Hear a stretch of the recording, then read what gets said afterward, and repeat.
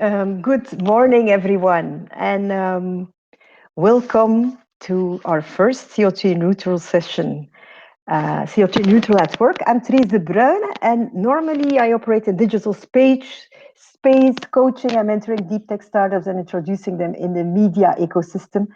And a job with a lot of buzzwords like AI, blockchain, data. But last fall, I saw an interview with Bieke de Ketelaere, and she mentioned something that didn't seem that significant. But she says, I'm not using Waze to find my way in traffic because it's too polluting. So it rang a bell. It struck a nerve, and I went and did some research, and then I saw how big our ecological digital footprint actually really is. It's as big as the aviation industry in 2019. So it made me think and take action. So I launched bARK.today, and bARK.today is a nonprofit that is using sustainable team building by building little tiny food forests and to help everyone to get more CO2 neutral and ecological conscious. So I'm quite happy that I found a lineup with amazing people who have been pioneering in sustainable space for ages. I have Antoine Geerinckx. Good morning, Antoine. Nice to have you here. Good morning. I have Simon Schillebeeckx. Hello, Simon. Welcome. Hello, hello. Good to be here. Yes, thank you. I have Olivier Vergeynst. Good morning. Hi, Olivier. I have Thong Vang, who, if I'm not sure if he's there yet, but he's looking for a headset, so he will join us in a while. I have Dajo Hermans. Good morning. Hi, Dajo. I have Frank Missoul. Hi, Frank. Yes, you're sitting next to Dajo. It's always a bit strange. I see you nodding like this. And then I have Hilde De Windt, and she will be co-presenting this show. Welcome. Hello. Hilde and Josiane, she's working backstage. She can take the screen out. Hi, Josiane. So, Hilde, you're a well-known journalist, documentary maker, and photographer, but I would describe you as a visionary storytelling. So, it really moved you when I asked you to join us. You said, "Count me in." Why did you say yes? Because as the Dutch well-known journalist, the correspondent journalist Rutger Bregman said, I think I'm convinced that most of the people are willing to do something good and are really thinking in a positive direction.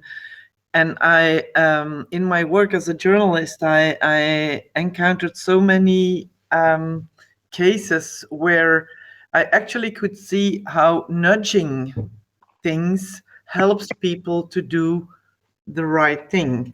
So it's, for me, it's more about helping and supporting and making things easier than about punishing and bringing bad news, because I think it works.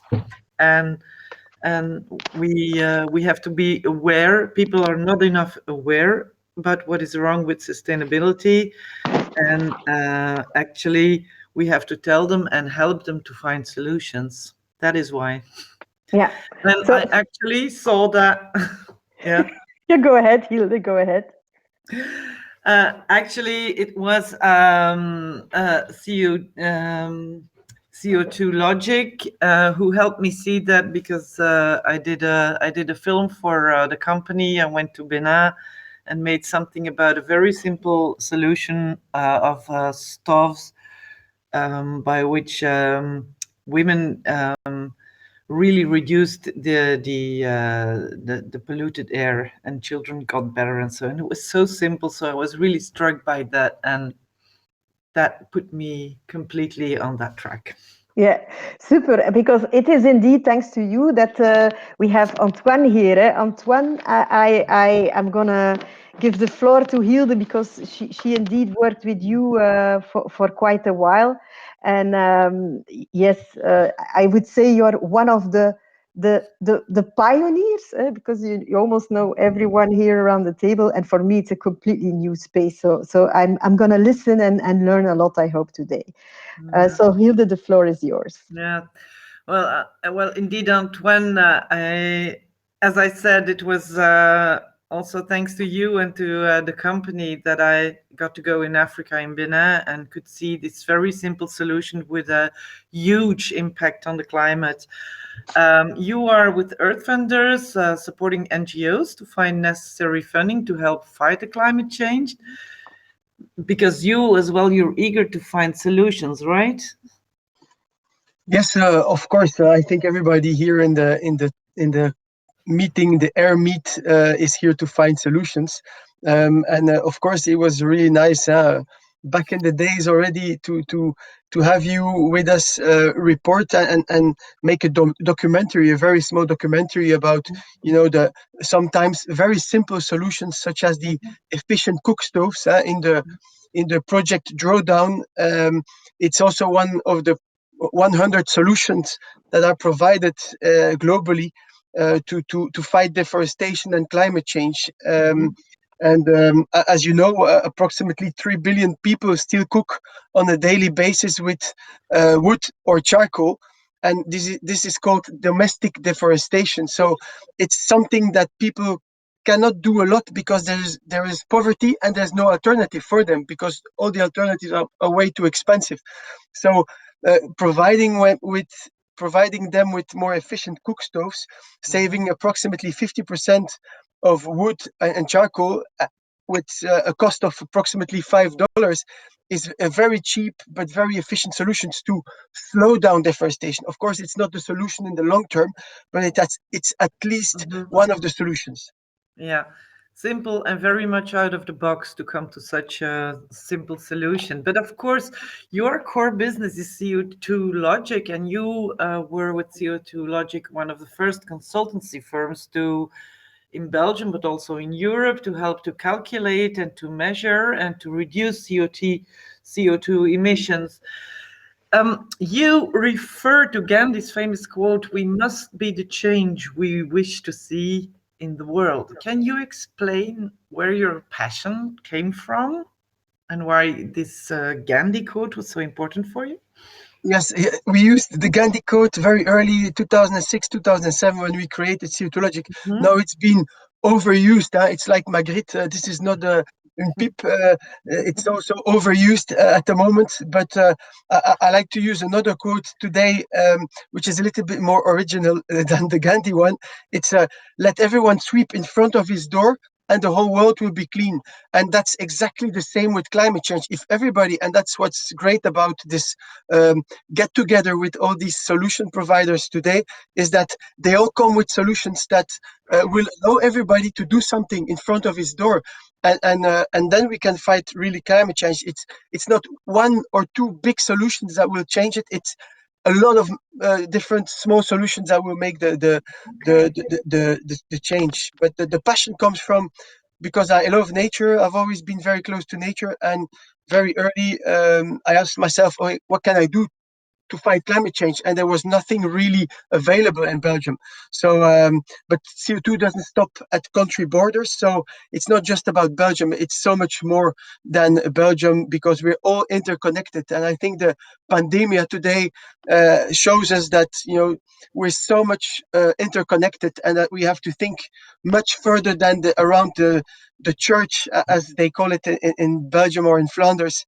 A lot of people, unfortunately, and nationalistic people think only about Flanders or Belgium, but it's so much more than that. I can see your passion is still there. You've launched quite a while ago a CO2 Logic label. Let's look at a short video about that.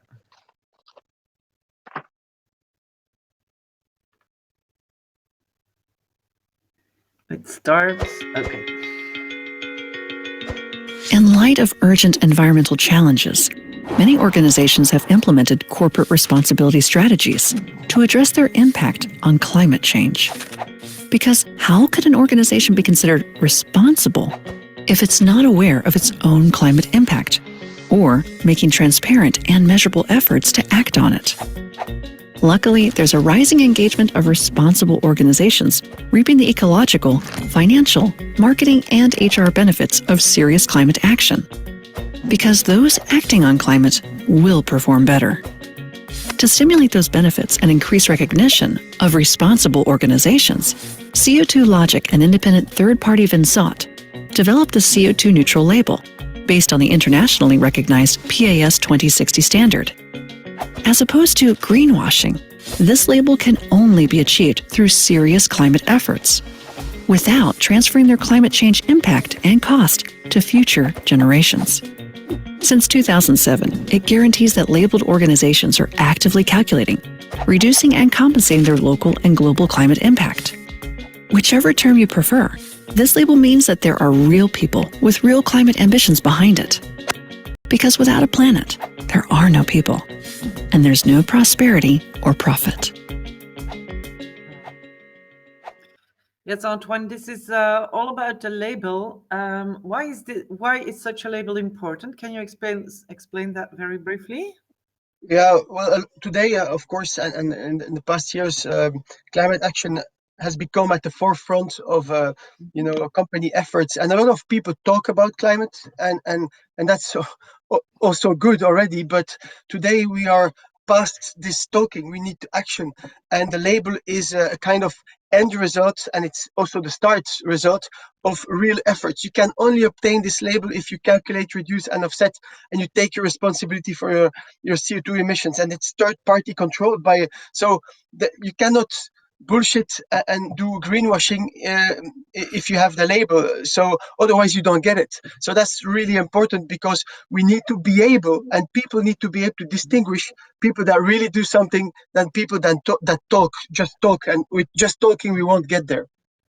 A question I'm having, because you just mentioned the word greenwashing, might be new for everyone here following this webinar. Can you quickly explain what it means? Well, it has different forms. Of course, greenwashing, it's just, exaggerating or saying something that you do regarding environmental or climate issues that is not really coherent with the reality. So that's greenwashing. But sometimes, unfortunately, people use also greenwashing to picture people that try to do something, but don't get there yet, or are not perfect yet, and that's something that's really important, that it sometimes it's used in the wrong way. You cannot put greenwashing image or a stamp on somebody who's trying to do something and is really honest about it, because otherwise you will demotivate people that are trying to do something, and that's exactly what we need. We need to help and support people that have good intentions and that want to do something. And you cannot reduce 100% CO2 in just a few weeks. It takes years sometimes, and you need some flexibility, because every company is in a different situation, different location, different energy needs, different energy mix depending on the country, different sectors. So you need to give time, but of course it has to be impactful and go as fast as possible, of course. Yeah. Now, one question I'm always having before we round up, if I want to make sure we're here on time, are we not too late? Because I read so many new things, and sometimes I'm choking, and I'm thinking, you freeze almost if you look at the amount of work we still have to do to get there. Well, it's probably too late to save the planet as we have known it. There will be changes. We've already reached a warming of, I think, 1.2 degrees since the Industrial Revolution. So it's already, and we have to try to remain under 1.5. So the window is getting smaller. Yeah, even if your house is burning, like a lot of people say today, like Greta, you will still do as much as possible to save what you can save. You will not say, okay, I'm leaving, the house is burning, and I'm not going to try anything. So I think everybody here and around us, and we see this at company level and political level, more and more people want to do as much as possible. Of course, sometimes it takes a little bit too much time. Yeah. Okay. So Hilde, I give you the last question before we round up and we go to the next guest. But Antoine already thank you for being here. Yeah. No, I just was wondering what you do with the non-believers. Do you meet them? Do you No. have to convince them? I think most of them are in museums, somewhere in the geographical museums, natural history museum, I think. The non-believers, it's getting very rare. I think everybody realizes that it's a common effort that we have to do very quickly, and we don't encounter them anymore. Sometimes there is still a lot of prejudice about a few solutions because they have some interest in one or the other.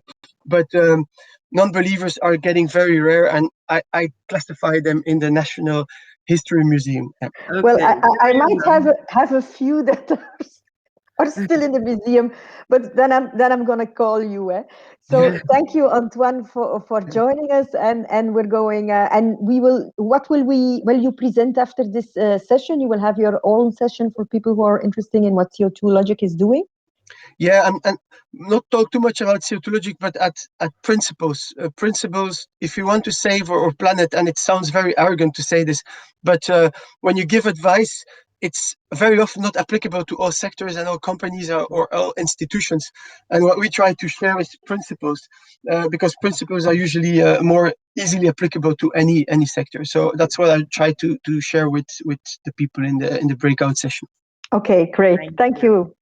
You're welcome. So, thank you. Our next guest is because your title, Simon, is amazing. So your next guest is Simon Schillebeeckx. You're a professor at the Lee Kong Chiang School of Business at Singapore Management University. You studied in London, traveled the world, and today you're talking to us from the other side of the world. Welcome, Simon, and congratulations with your twins. Normally, and you're a long way from home, so if you look at this Belgium audience, welcome. Thanks, Trace. It's great to be in Belgium, even though it is virtually, and I haven't been able to go, of course, since December 2019. But thanks very much for having me. Very much looking forward to today's event. And Josiane has a small video for you lined up today, so that explains a little bit what you do and also how much fun you have by doing it. Go ahead, Josiane.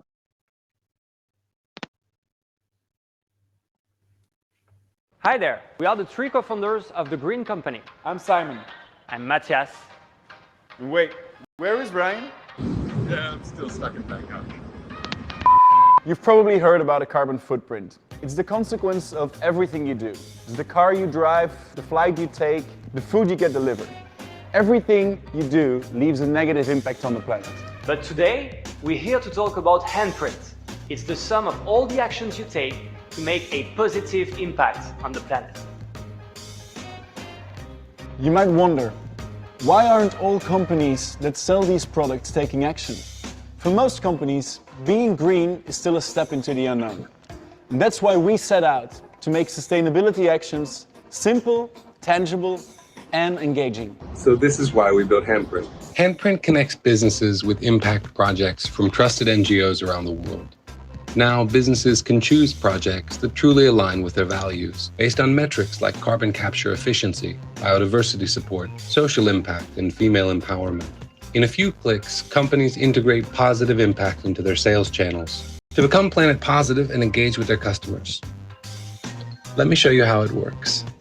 We pair satellite imagery with machine learning to monitor real-world impact. We store this data on a public blockchain. This enables efficient impact reporting, security, and transparency.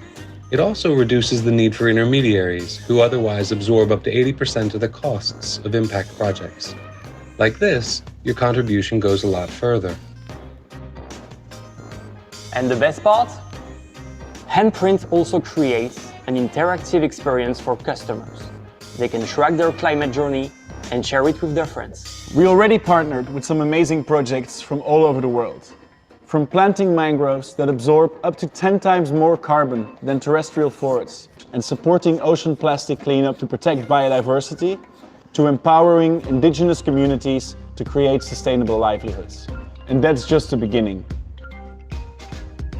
Join us and start saving the planet by growing your handprint.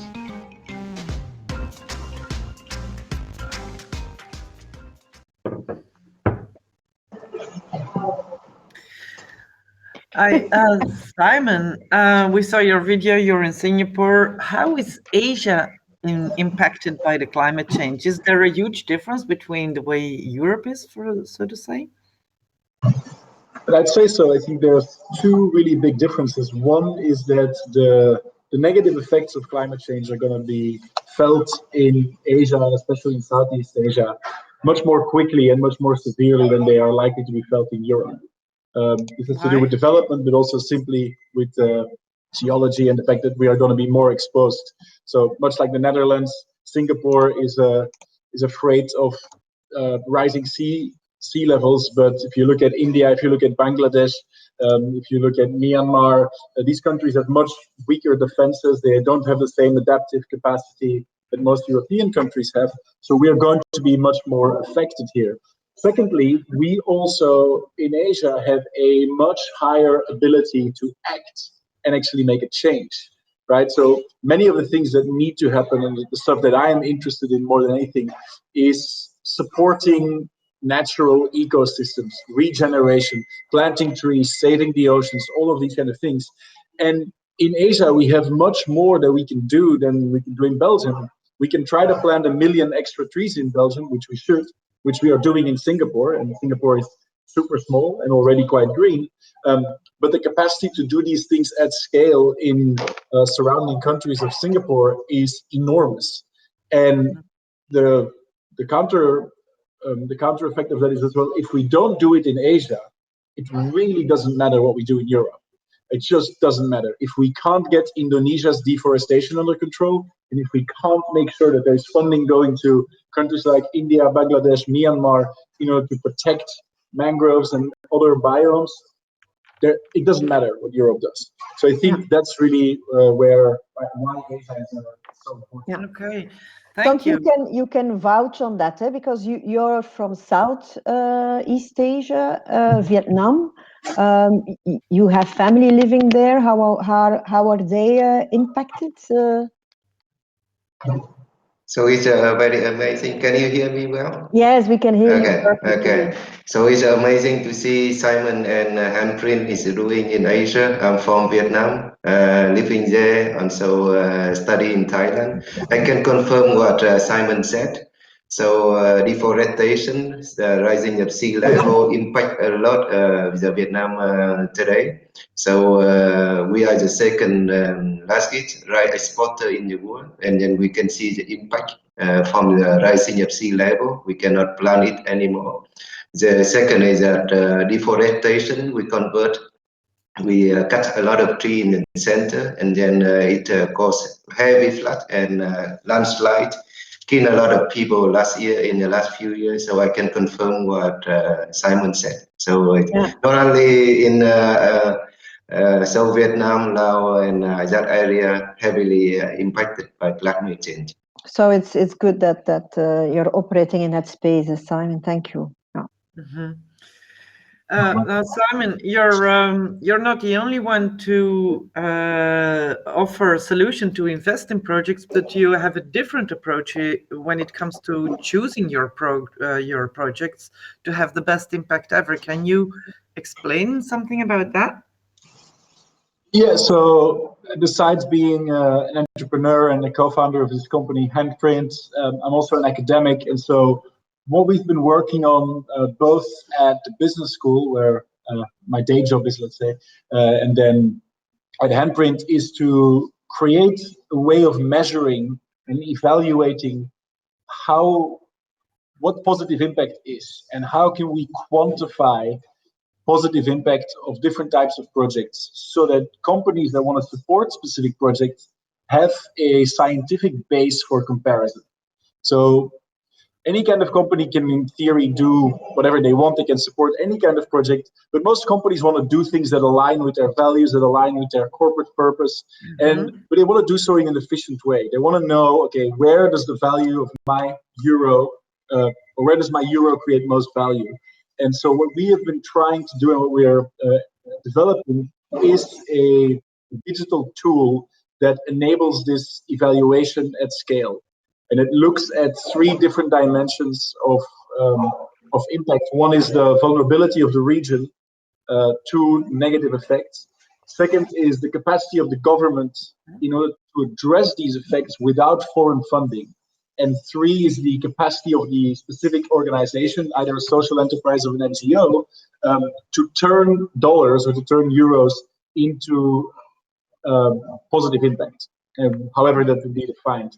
And so, and if once we're done with this, what we'll be able to do is tell a company or tell an individual, okay, if you have $100 and you want to do something in, let's say, it needs to be in Southeast Asia, it needs to be very good for the climate, so it needs to absorb some CO2, but you really care also about gender equality, and you want to make sure that it creates a lot of local employment. Okay, what is the project that is going to be best suited for you? And doing that, hopefully, will enable a lot more companies to make this decision. Okay, we actually now take the guesswork and all the questions of like, how do we do something positive for the world? And so we're trying to take that guesswork away from the companies just by giving them clear guidance and say, hey, this is how you can do this. It's more about corporate responsibility, if I'm correct. So at the moment, is that because I have the feeling it's a solution that marketeers can use, but a lot of companies and also for a lot of customers, corporate responsibility and the fact that companies are engaging with these type of projects is also a way to choose a big benefit for a company. Absolutely, and more so, and I'll talk about this in my private room a bit later. I think there's a lot of recent evidence, actually, especially since the pandemic, has shown that people are becoming more interested in environmental sustainability. Consumers also in Asia, and that's very new, because in Europe this has been the case for a bit longer, but consumers are voting with their wallets. So they're willing to pay a small premium for more sustainable, more environmentally friendly products. And these trends are only going to be reinforced in the next couple of years. We've seen the climate summit organized by Biden. So the US is back amongst the living after 4 years of intellectual suicide. That's good. And so I think there's a lot of stuff that's moving now. And for most companies, what we think, and this is one of the things I think that we've really tried to make a different, we're proposing a different approach, for instance, than Antoine with CO2 Logic proposes, is that we're trying to put the digital technologies that are so instrumental in current business models and how companies do business at the center of what we do, in order to make regeneration or creating positive impact much more ready for the 21st century. Let's say, just as a simple example, the way companies do sustainability most of the time is they do a bunch of stuff, and at the end they write a sustainability report and they put it on their website. And honestly, that is just utter nonsense. It just has no impact, right? And so what we're trying to do is bring these sustainability impacts that are real, bring those much closer to the customer, so that companies change or improve their relationship with their customers and personalize their positive impacts, their regenerative activity by establishing a different relationship with the customer. Yeah. And I hope it's all about bonding, eh? Yeah. Yeah. So Simon, you mentioned what are you gonna share with us later today? So I'm gonna talk a little bit, like just explaining what Handprint does, but the main thing I'm going to talk about is a new perspective on sustainability that is a little bit controversial. We call it regeneration first. We're trying to get away from the obsession companies have and individuals with reduce, reuse, recycle. My point is this is by and large a failed dogma. And so we're trying to propose an alternative perspective that we think is much more inclusive, that will lead to much better results, and that will hopefully upset a lot of people. Because if it doesn't upset enough people, then it's not going to create any change. Yeah. Thank you. Well, I'm eager to follow that session, Simon. You're gonna move us. Thank you. So we're jumping to our next guest, and that is Olivier Vergeynst. Olivier, I'm trying to ping you. Here you are. Hi, Olivier. How are you doing? Hello. Very good, thank you. You worked as an IT director with one of the biggest financial institutions in the world, and today you're launching. You're head of the Belgian Institute for Sustainable IT. This is part of an international organization, and you're on a mission, Olivier, if I'm correct? Yes, we are indeed. We launched the Belgian Institute for Sustainable IT in October in Belgium. We've already got 20 members, very large companies like very small ones, Belfius, Luminus. We've got the STIB MIVB in Brussels. We've got Brussels Environment, also very small associations like Circular Brussels, or so a bit of everything. We are the Belgian sister of the French Institut du Numérique Responsable. They created it 2 years ago. They've got 80 members already, again, of every type of companies. And everyone, what we are trying to do is, as users of IT, how can we reduce the footprint of the IT that we are using, environmental footprint? How can we also use IT to reduce the footprint in other domains, and then looking also at all the social aspects like accessibility, inclusivity, etc. So it's really all the potential impacts of IT, good and bad, and trying to minimize the bad impact and maximize the good impacts. Yeah, and when I talked about the non-believers early on with Antoine, it's because I'm operating in a lot of media organizations, talk to a lot of CTOs, and they are still non-believers. So I have this video ready for everyone who's watching and who's in IT. So because I'm a big fan of Jerry McGovern, and he's going to be in the next webinar on the 28th of May. So let's take a look. But think of all the technology that's required to get Alexa to turn the lights off. Alexa, turn the lights off. Alexa wakes up, speech sent through the router, out across the internet, arrives at the data center. It needs to be translated into text. The text needs to be translated into code. The response decided, response turned into text, back into speech, back across the internet. Alexa tells you it's turning the lights out, and the response code is communicated to the lights, and the lights are turned out. You know, imagine if you just got up off your bum and turned the bloody lights off. It would be much better for the planet, much better for yourself, because what happens to energy within our body that we don't use? This is the technology behind EXA, a massive, massive technological infrastructure that consumes huge quantities of energy and device and raw materials. I used to think that in all this web stuff that I had found the Holy Grail. I said, it's not about you. You're not designing for yourself. First rule is don't design. You are not the user. Don't design for yourself. And then I thought I'd figured out, I said, well, don't design for the organization either. Don't be organization centric. And I spent 20 years essentially presenting and saying that it's all about the customer. It's all about the user, user-centric design, etc. And I thought that was where it was at. And only in the last couple of years have I realized that there's something outside designing for convenience. There's something outside designing for making it easier for use. There's a society out there, and beyond that society, there is the earth. And we are doing extraordinary damage, as we know, to the earth over the last 40 or 50 years. And technology, I've discovered, is a key driver. Technology accelerates our capacity to damage and to waste the earth. And we need to radically revisit how we use technology if we are to truly address global warming. So, not having me as the focus, not having the organization as the focus, having the user at the top of the pyramid.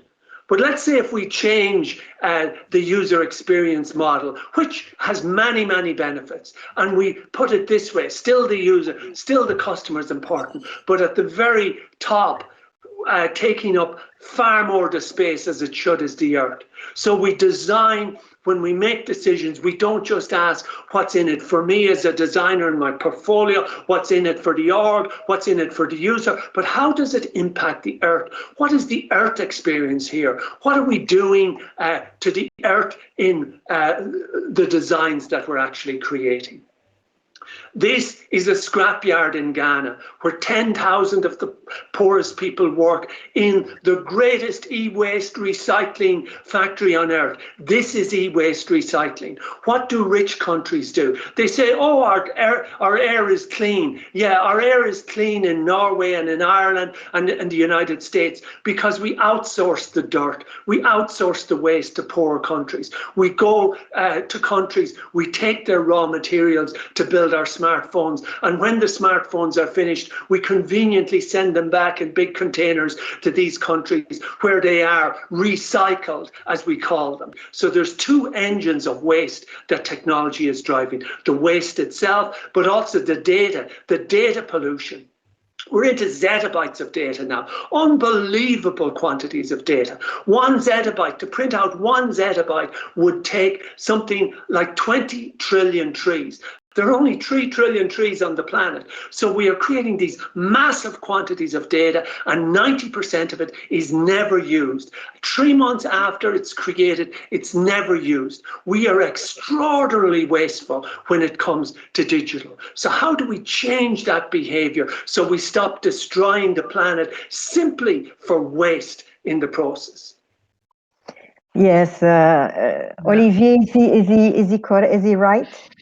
Yes, unfortunately, he's very passionate, but he's completely right. And there's a lot that we can do in all the usage that we have of IT, especially in buying equipment, reducing the quantity of equipment that we buy, refurbishing much more than recycling.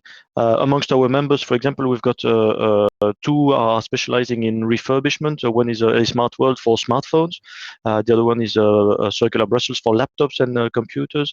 And that's one way of helping to reduce our footprint. Typically, yeah, it's completely right. Unfortunately. So we're not there yet, but there is a lot and a lot of small things we can do. It doesn't always have to cost a lot. I guess we still have the idea it needs to be very big IT backend changes, and we need to do. Actually, no, it's rather the opposite. You can really gain a lot of money by applying green IT principles, and even also on the social aspect like accessibility, etc. That's part of what I will present today, but there's a real business case for doing green IT. The first thing is that you will need less infrastructure, less servers, etc. So that helps already reducing your costs. You will focus much more on what you are developing less features, because we know that in reality, in most of the applications that we have, 90% of the features are not used. So it takes a lot of time and, of course, cost to have people developing all these features that we don't use. So it's really about thinking differently to have products, equipment, softwares, etc., that are really doing giving a service to humanity and not just providing fun, I would say. It's about these kind of things, but we have real examples, tangible examples of companies who have gained a lot of money thanks to eco designing their applications, or sometimes the opposite. They want to reduce their cost, and when they do it right, they reduce their footprint. So it's a win-win. Super. So CFOs, listen, yep. Encourage your CTOs to join your The complexity is that if you try to do everything in one go, start to be completely green in IT, it does not work because you've got so many other priorities. So you need to integrate into your existing project. Every time you start a new project, you add a layer of green IT, and then it comes as a continuous improvement. And then the cost is minimal and the gains are maximal. Yeah, it's indeed by design, green by design. Yeah, exactly. It seems like a choice between long-term vision and short-term time vision. I want to ask Antoine, is that something that you encounter a lot as well? Say again, sorry, I didn't hear you very well. The difference between, I think that I have the idea that what Olivier was telling was all about long-term, the difference between long-term and short-term vision. Is that choice something that you encounter a lot when you're speaking to the companies you are working with? Well, digital has grown exponentially recently, and we've been moved, not recently, but in different phases, of course, and we've moved a lot from paper in the beginning days in 2006, 2007 with CO2 Logic. We were still there was still a are we going to move to are we going to keep paper, or are we going to move more and more to digital? And now everybody has moved more and more to digital. There's still some paper used, but it's true that this takes a lot of energy, as explained in the video. This energy has to be produced, and of course the energy in many countries is still produced in a non-renewable way, and in some countries there's still very much coal used to generate electricity. So we've kind of displaced the problem, and we create more and more maybe things that are useful and maybe not useful, but we see that the video conferences, etc., are easy because it prevents some transport and global transport and flights, etc. So there are some goods and some bads, but we need to really invest in renewable energy, and that's the basis, and that's something I'm going to explain in my presentation later. Is that 70-75% of global CO2 emissions are purely energy based. So we really, if we want to have a good digital future, we need to make sure that it's like for electric cars, it's like for many things, you need to work on your energy. But of course you have all these raw materials, and the way we use it, the ways we intend to recycle them, this has to be really well thought, otherwise we're going to displace the problem again, and that's something we really have to anticipate. Yeah, Olivier, I saw your slide, the zeta billions. I've never thought of it in that terms. How big is the problem? Can you please repeat, because it seems extremely important? Yeah, the data is one problem, but the key issue actually is linked to the equipment that we have. The size in terms of greenhouse gas emissions. We always talk about reducing the amount of usage of the car and the amount of usage of aviation, etc. Actually, the emissions linked to the digital world are bigger than civil aviation worldwide, and they are increasing faster than almost any domain, economical domain in the world.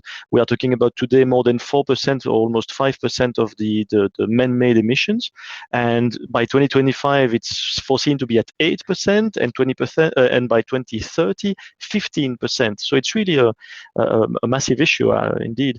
To come back on the question of short-term versus long-term in the decisions for CTOs, short-term they can immediately make gains, so that unfortunately they miss that point. But long-term, indeed, there's a question of vision. What they are also missing is that CTOs, CIOs who are not taking these steps today, they will be out of a job tomorrow, because the legislation is changing fast, and if they don't foresee their company should adapt now, they will be behind and they will be fired. Wow. Wow, I'm gonna quote you on that, Olivier. Yes. Let me write that down. Yes. Olivier, what will you explain to us in your private session this afternoon? It's really an introduction to the whole problem. Where does the problem come from? What are the key solutions? Very high level, of course. How can we try to help also to find that? But so it's going to be as practical as possible to understand the issue and the solutions, and how to do it within companies, within organizations, for all sizes of organizations. Okay, thank you. And Pleasure. we're going to Thong. I'm trying to find you. Hi, Thong. How are you? Thank you. Thank you. Oh, I don't see you. Let me give you the stage. Hi, Thong. So, Thong, you are CEO of Emax Group. Well, it doesn't ring a bell. So maybe, but you've been living in Belgium for more than 20 years. You used to be a researcher at the KU Leuven. I actually Googled you and I found 23 different papers on your name. So you're quite productive. And you're all about new business models around energy. Am I correct? Correct, yes. Yeah.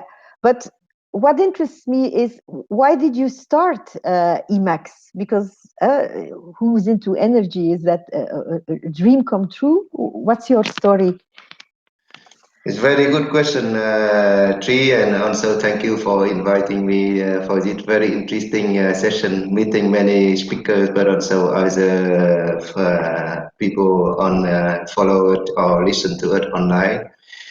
Energy is a very important topic, not only at the household level that we use energy daily, we consume a lot, we contribute to CO2 emission a lot. Building occupy 40% of energy consumption and 36% of CO2 emission worldwide.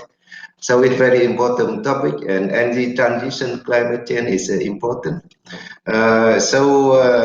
For us, we want to create an impact on the human life, especially on the topic of energy transition and climate change. So we want to give the people full control of their actions. So we're developing a tool to allow them to decide where and when they consume energy, and where they buy it from, and at which price. So for now, we don't have that luxury so far. At the end of the year, I receive an energy bill, so I don't know how much I have to pay before and where I consume it from. So I believe I have in this sector, and when I speak with many people, we have in the same shoe, and we are in the hand of the big players, and the technology, the action that we supporting to do it today. That's why we start Emax.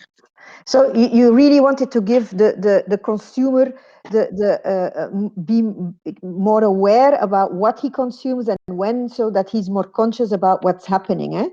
But there's also a personal reason, because for you, electricity, it is not something we grow up, we turn on the light switch. For you, it was a completely different game. You didn't know about electricity until you were 15, if I'm correct. You are correct. I'm from Vietnam, and Vietnam, I was born that, and until I reached to high school, I had to study with oil lamp. So we had to turn it and then study every night. Even we study under the moonlight.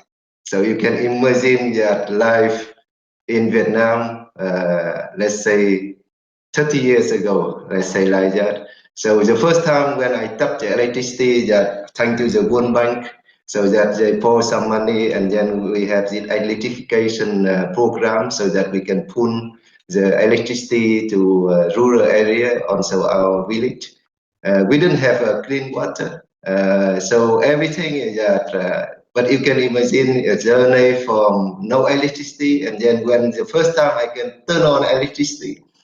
Also, I have many times electricity shock, because I didn't know that I shouldn't touch it. So you can imagine that it's life changer, game changer compared to many of you here. Is that you take it for granted. You don't imagine the life different between before and after electricity. And now we can see that the life is changing rapidly after that. We have the iPhone 5G here. We have also 5G in Vietnam. We have internet here. Also, people in the rural areas, they also have. So it's life changing a lot. So that's why it gives me this passion about that. And that's why you don't take it for granted. Hilde, you've traveled Asia also quite a while, quite a lot. You can reflect on what Thong said. No, I was just wondering, Mr. Thong, is this you? It's very clear you're very passionate about energy, and when we hear your story, we can relate to that. But the fact that you want people to monitor their own their consuming patterns, is that because you were angry when you saw how it was in the West, because we are not conscious enough about the energy? Is that the ground of your drive? No, it's also my personal reason. Also, I study in this topic, and when I see the energy bin, I don't really understand that. Okay. So and then I also don't know when I turn on and turn off the light how much I can save, and all of the action that I can do. And as we also can invest into renewable energy, like Antoine mentioned before, and then we can become energy independent. We shouldn't put in our hand in the big players there. So we can also both cautious about energy consumption, but also can contribute to sustainability. So we can be both live a comfortable life, but also CO2 neutral. So why not? And have it in our own hands. That's it. Yes. Yes. Yes. But Thong, everyone has the idea, but energy is green, eh? What's the problem? Antoine mentioned about greenwashing, but in energy we also have greenwashing. In Belgium we have 10% energy from green sources, but when we see from energy supplier, everyone offer 100% green. So where is the 90% from? Yeah. So here is also a problem of transparency, and how can we solve that problem? Thanks to the technology. But wait a minute. You're saying you're saying today only 10% is green. We're going to 30%. Then I'm thinking about what Olivier is mentioning, the amount of data that is increasing, and that means the amount of data that we're gonna energy that's going to be needed to power all those data servers, we're not getting anywhere. Eh? So we do need to make sure that we don't consume more to be able to go green and not add to the problem, if I'm correct. Because we all thought, everyone thinks, oh, there's a windmill park and everything's green. No, it's not that much. Huh? Correct. Yes. So we have to have balance. Of course, the need data is something that we need today, but also we have to find energy efficiency solution for that. But also to balance between these things. I strongly believe that. Yeah. Thank you. But don't we need transparency on our energy invoices? Like, I'm always trying to choose a plan with green energy, and then I'm paying taxes, green taxes, and whatever.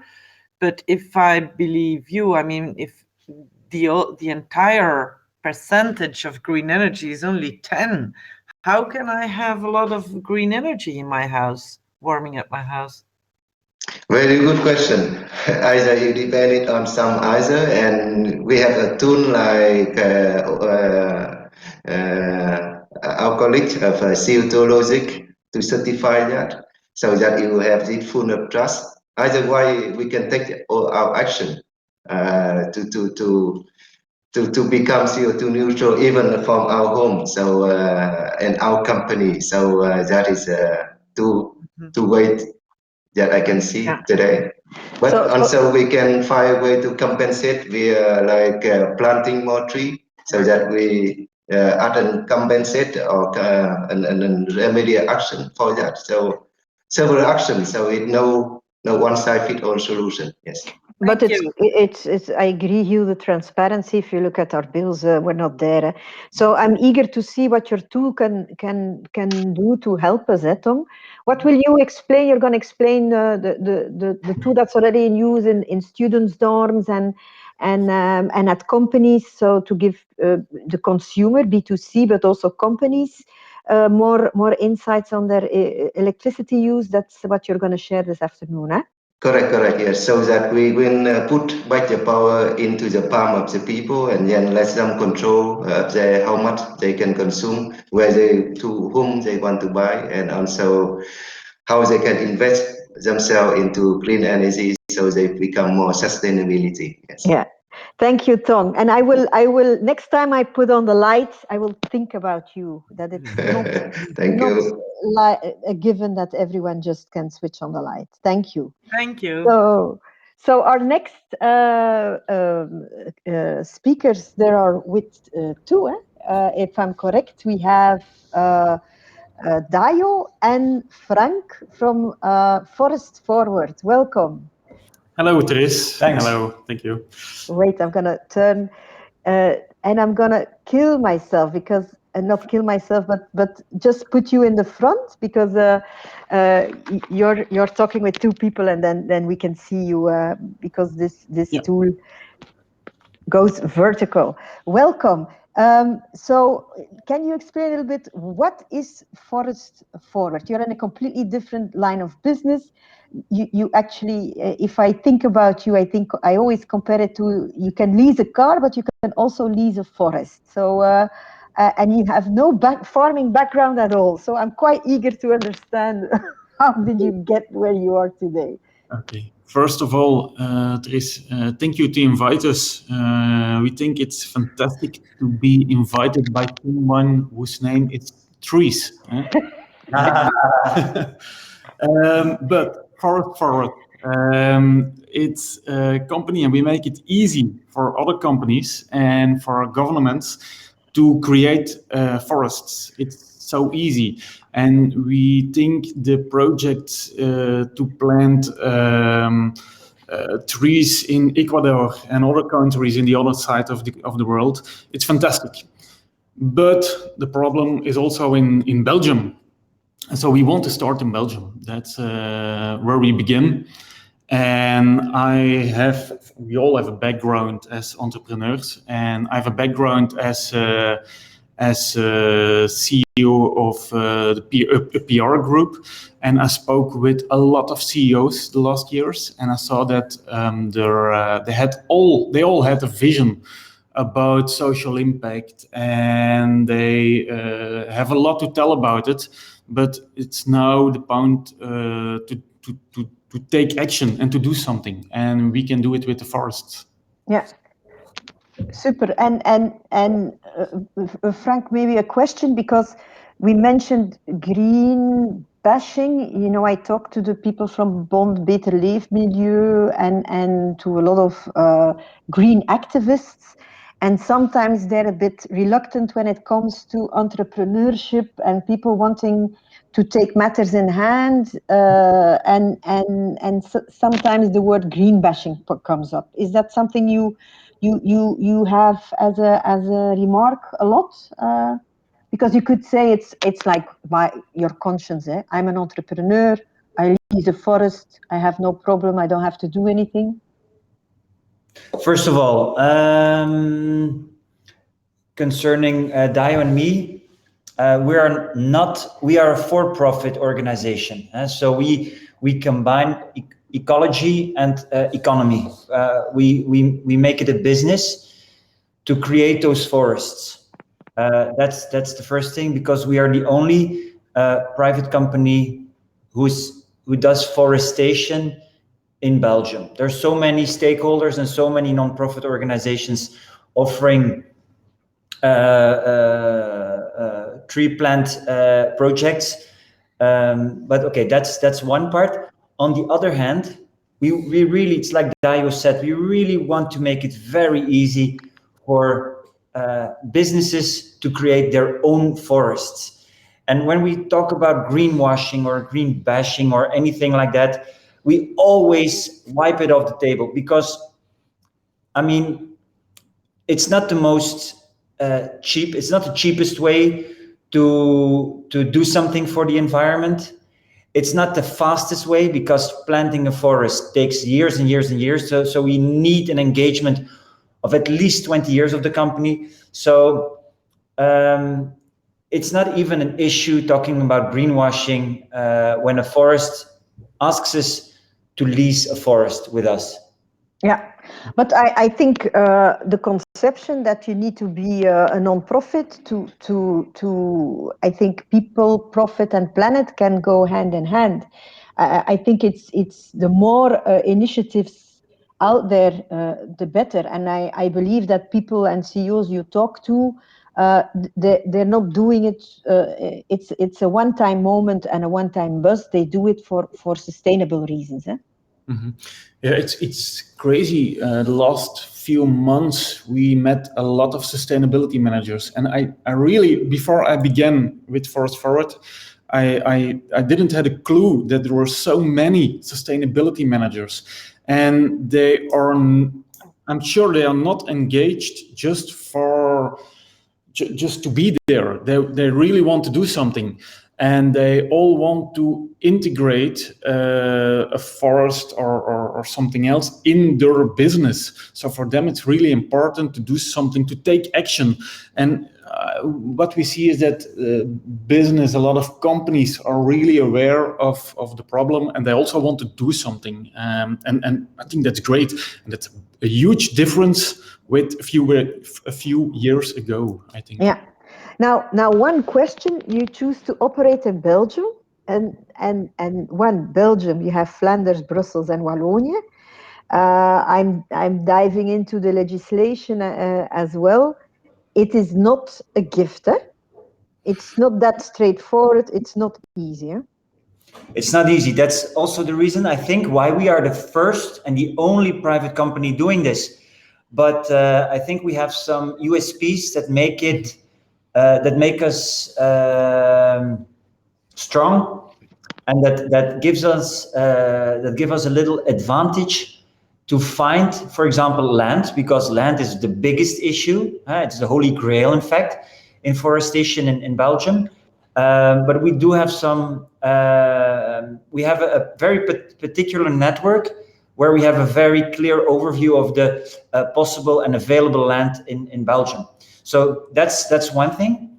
On the other hand, I know we're talking about CO2 all day today, but this is also some remark we always make.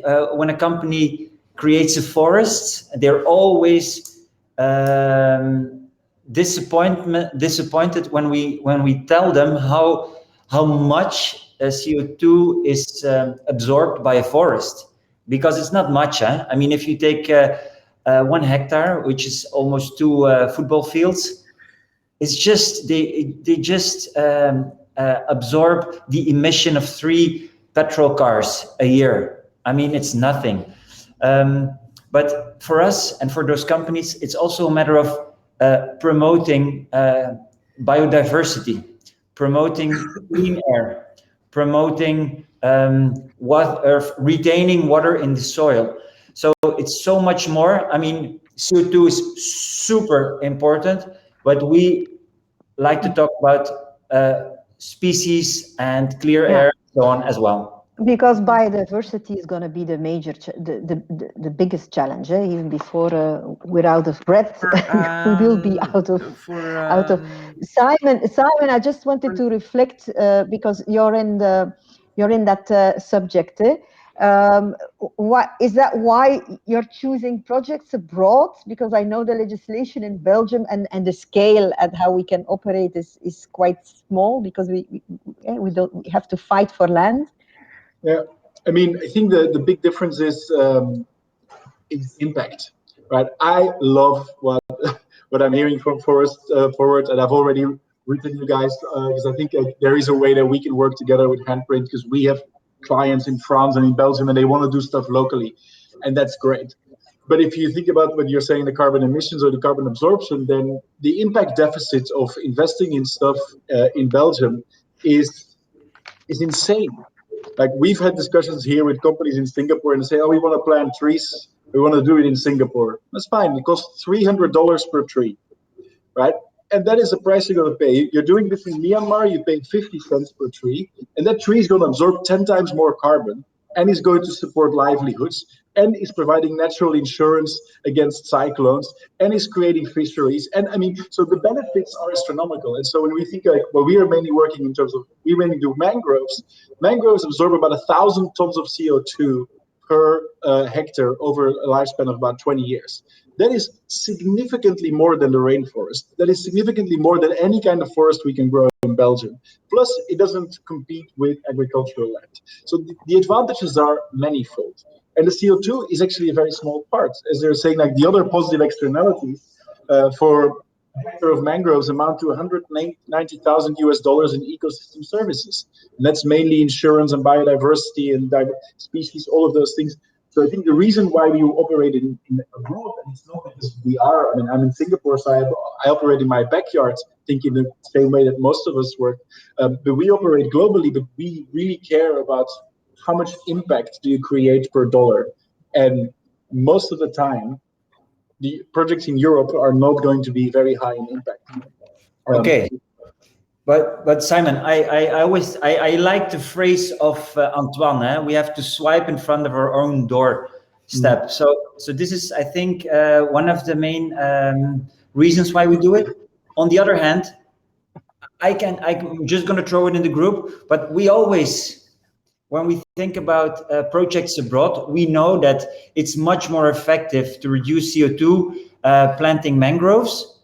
But what's the effect when on the other side of the plot where you're planting, there is illegal deforestation? There is no illegal deforestation in Belgium. So it's like, how do you say it? It's like sweeping with the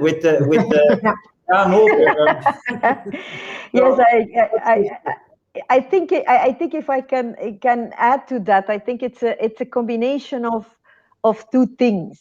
One, we have to get everyone in the mindset, awareness, and if unfortunately we work in the media, we know if something happens in the other side of the world, it needs to be huge, and I think Hilde can vouch for that. There needs to be 1 million Chinese people dying before we will care. If it's one little child that's going to be affected here around the church, it's going to be hot news. I know that because I work with startups. I have a startup who is launched during the pandemic his volunteering platform. And its volunteering platform, it was very clear. As soon as it was even outside the boundaries of a province, and you can volunteer as someone from West Flanders in Antwerp or Ghent or even in Limburg, they didn't sign up. People want to go. It's too much information. They want to start locally. And I think by starting locally, you get aware of what is the impact everywhere. But in any case, I think, Simon, you need to keep on going because it needs to be the whole planet, if I'm correct. If I may add something. Yes, go ahead. Yeah, sorry, because I think we should avoid compare apples and pears. I totally agree. Give me a second, Antoine. I'm trying to find you in the list. Yes, go ahead. You're passionate. Yeah. We just need to prevent from comparing apples and pears. I totally agree with Simon's case about impact, and that's why we've developed certified climate projects, because we give guarantees as well, because there are a lot of projects around the world that cannot give guarantees, and that's sometimes very much an issue. So there's so many initiatives anywhere in the world that they're going to save everywhere, the planet, etc. But how do you guarantee the continuity, the permanence of the projects? All these things are very important. So you need to give guarantees to people that support climate projects, and that's very, very important, because otherwise you will lose all the credibility of the projects. And it's not or in developing countries or in Belgium, like Frank says. If you only look at impacts, direct impact on CO2, but also at co-benefits, you would only do projects in developing countries. But that's not a solution. We have to do it everywhere at the same time. We have to do things, and it costs more in Belgium. Yeah, well, so be it. Then you have a local project, but you pay more for it. Point. So it's not one or the other. It's and one and the other. And I think if we can discuss about this, which one is the best or that, it very much depends. And we need local projects. As you know, in cities, and we have heat issues linked to the fact that there's too much concrete, and if our planet is warming up with 1.2 degrees in cities, in some areas, we can have a heating of 3 to 8 degrees. Okay, because heat is trapped for a long time, etc. So we need to do also much more things locally to cool or a planet, to give air quality back into our areas, to make sure we still have some biodiversity, because biodiversity has a positive influence on agriculture, and everything is linked again, and this is so important. It's not developing countries or developed countries, it's anywhere at the same time, depending on how much money you have and how much you want to do locally or globally. Yeah, So, and desertation also in Europe is already a fact, because we think about other countries. If I read the reports, already in Spain, Greece, and Italy, and it's not that far away, there are already regions where the degrees are going up, and where they're looking at from Europe to solve the desertation. So we think it's somewhere else. No, it's happening in our backyard. If I talked to Bart Bakkart from city of Aalst, who's into who is Aalst is almost an example on how urban ecological projects can land, and he says it's already a fact. He sees animals trying to find food in the city already here in Belgium, because why? Biodiversity is going down. So we have enough to do that everything helps, I think, and so I'm quite eager to keep on talking and debating, and I think we're all trying to aim for the same thing. Thank you, Antoine, for elaborating, and Simon also for sharing your thoughts, and Frank and Dajo. I'm looking at the time. What are you going to explain in detail in your session? We are going to be very concrete. What companies, when they want their own forest, but when they also want visibility, when they want to connect people, and so on. Forest is also an HR tool, a PR tool, and so on. So that's what we are going to explain. Yeah, super. Well, looking forward to it, and I think, thank you for joining us. I think we're at the end of this webinar, giving everyone a chance to take a break. Hilde, so what did you think? You can have the last word. Oh my God. I'm absolutely curious and wanting to hear the more elaborate presentations of all our participants, because it's extremely interesting, and it makes me feel very enthusiastic, because it's heading towards solutions, and I'm happy to hear that there is not one and only, but it's a combination of what we can do locally and the impact we can create abroad. So I'm very thrilled. So thank you. And Josiane, you can show a little bit the lineup for what's coming up, and everyone who's joining will get the recordings, and so I'm looking forward to see you in the other sessions. So we have Antoine in 10 minutes. We have at 1 o'clock, there's Dajo and Frank. Later today, there's Olivier Vergeynst for everyone who's into green IT.